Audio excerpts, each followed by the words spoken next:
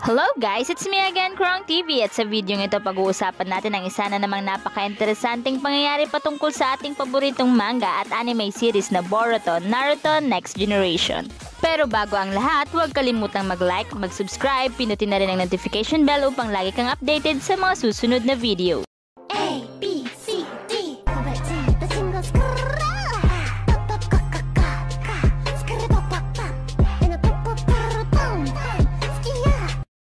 Sa video ito pag-uusapan natin ang power up ni Kawaki, Code at ni Boruto, at pag-uusapan din natin dito kung paano kaya magiging Otsutsuki God itong si Boruto. So nitong ang mga nakaraang chapter ay talagang inabangan nating lahat dahil na rin sa twist na inilagay nitong author ng Boruto. Nag-umpisa nga noong tuluyan na ngang nalagyan muli ng karma ni Amado itong si Kawaki. Dahil dito si Kawaki ngayon ay nagtataglay na nga ng mga taglay din na kapangyarihan nitong si Ishiki Otsutsuki. Ito ay dahil na rin sa kagustuhan nga ni Kawaki na mailigtas itong si Naruto dahil kung wala siyang kapangyarihan, papaano nga ba naman niya maipagtatanggol si Naruto laban nga kay Code na nais ngang maghiganti dahil sa pagkawala ni Ishiki. Bukod nga dyan, nagulat din tayo sa mga sunod na nangyari matapos nito kung saan ay pinatay nga nitong si Kawaki itong si Boruto upang nga ay matigil na ang pagpuposes ni Momoshiki kay Boruto. Hindi naman tayo gaanong nag-alala sa pangyayaring ito dahil alam naman natin na mabubuhay itong si Boruto, pero ang pangyayaring ito ay talagang napaisip tayong lahat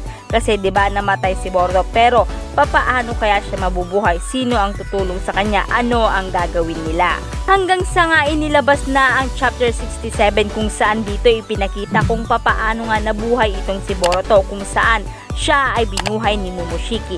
Ang 18% remaining upang ma-extract na ang 100% na data ni Momoshiki ay ginamit nga ni Momoshiki upang makapag-create ng new cell ni Boruto upang siya ay mabuhay. Dahil sa ginawa ni Kawaki, nawasak ang puso at lungs ni Boruto, nawalan din siya ng maraming dugo. So sa ganitong sitwasyon ay talagang mamamatay na si Boruto.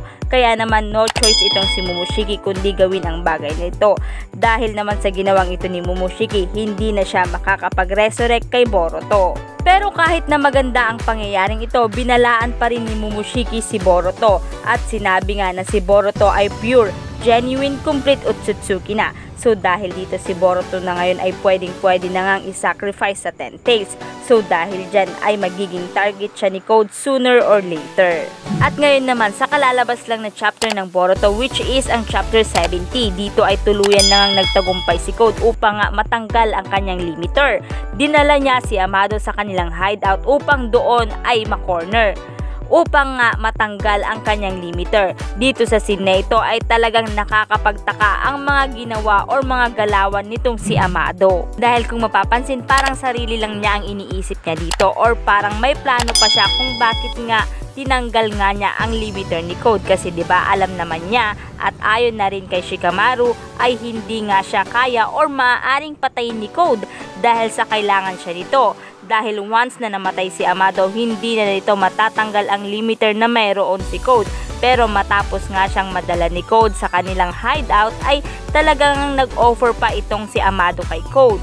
Kung saan sinabi ni Amado na tatanggalin nito ang limiter ni Code pero ang kapalit nito ay ang bubuhayin siya ni Code. Ngunit matapos ngang matanggal ang limiter ni Code, dito na natin mapapansin na parang wala ngang isang salita itong si Code dahil matapos ngang matanggal ang kanyang limiter, inambahan nga niya si Amado upang patayin.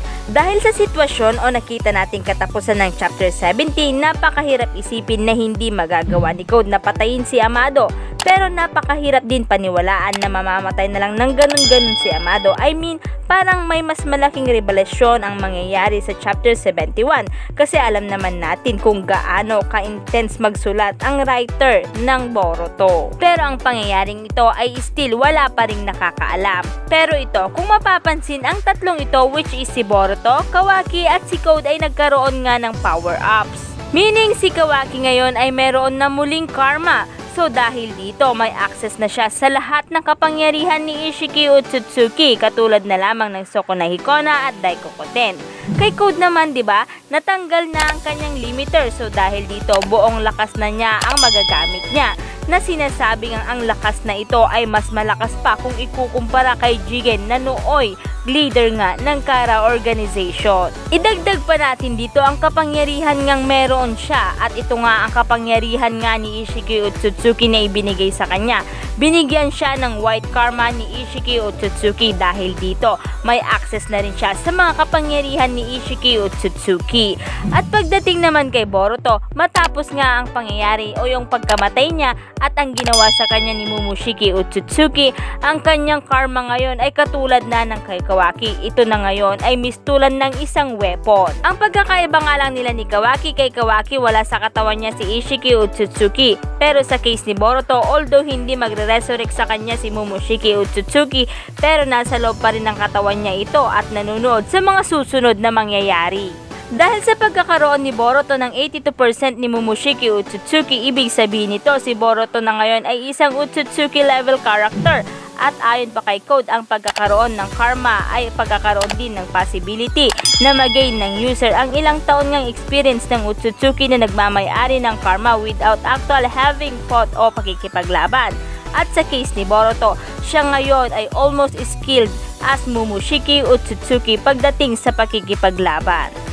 Alam naman natin kung gaano kagaling at kalakas itong si Momoshiki Otsutsuki. So, can you imagine kung gaano sila kalakas ngayon, nakaka-intense ang kanilang magiging laban. At dahil nga sa nangyaring power-ups kay Boruto, marami rin sa atin ang naniniwala na mas nalalapit na ang pagiging Otsutsuki God ni Boruto, kung saan ang Otsutsuki God na ito ay pinapaniwalaan na hindi pa talaga siya nag-i-exist, or I mean parang wala pa talaga siya at ito ay isang goal lamang or isang higher stage of being Otsutsuki. Meaning, God level Otsutsuki na itong binabanggit ni Ishiki kay Code.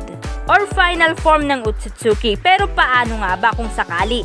Paano magiging Otsutsuki God itong si Boruto? Ano pa ang dapat niyang gawin ngayong isa na siyang ganap na Otsutsuki? So ayon nga sa paliwanag ni Ishiki Otsutsuki, kinakailangan itong maipagpatuloy ang Otsutsuki Will, which is ang pag-harvest ng chakra fruit sa mundo. Then sinabi pa nga dito ni Ishiki kay Code na then go forth and devour planet after planet across space. Keep evolving until you become a peerless, unique existence, a god. So, ibig sabihin nito, upang maging Otsutsuki God, kinakailangan mong i-consume lahat ng chakra, data and knowledge ng lahat ng planet dito sa universe hanggang sa ang isang Otsutsuki ay mag-evolve na into Otsutsuki God. So yan nga ang mga paraan upang nga maging Otsutsuki God na in the future ay sinasabing magiging future level ni Boruto, kung saan ang pinanghahawakan ngang evidence dito ay ang Jogan ni Boruto na meron din ang Otsutsuki God, dahil daw dito ay pino-foreshadow dito ang pagiging Otsutsuki God ni Boruto na maaring siya naman ang magbabago ng buong universe. I mean, diba si Naruto, binago niya ang Shinobi World. Si Boruto naman ay ang pakikitungo ng mga Otsutsuki sa tao. Kasi nga diba dati, bukod nga sa nag-aaway-away ang mga ninja sa Shinobi World, katulad din ni Kurama na nasa loob din ni Naruto, ay galit na galit din sila sa mga tao, pero dahil sa mga ginawa at ipinakita ni Naruto na bago niya ang pananaw ni Kurama. So maaring ganun din sa mga Otsutsuki na parang Kurama din sa Boruto, diba? Nasa loob din siya ni Boruto. So kapag nangyari ngang si Boruto ay magiging Otsutsuki God, maaari nitong ayusin ang samahan ng Otsutsuki at ng tao, parang tailed beast at mga tao na sa bandang huli ay nagkakasundo din. Hindi malayong mangyari ito dahil kung mapapansin ang storyline ng Boruto ay may pagkakahawig nga din sa storyline ng Naruto. So yun nga guys ang maaaring paraan upang nga maging Otsutsuki God si Boruto, at yan din ang mga power-ups na nangyari nga kay Kawaki, kay Code at kay Boruto. So kung kayo ang tatanungin, ano sa tingin nyo? Magiging Otsutsuki God ba itong si Boruto? I-comment nyo lang guys ang inyong kasagutan sa ating comment box, at dito na nga nagtatapos ang video ito. Any comment and suggestion, just comment down below. Thank you!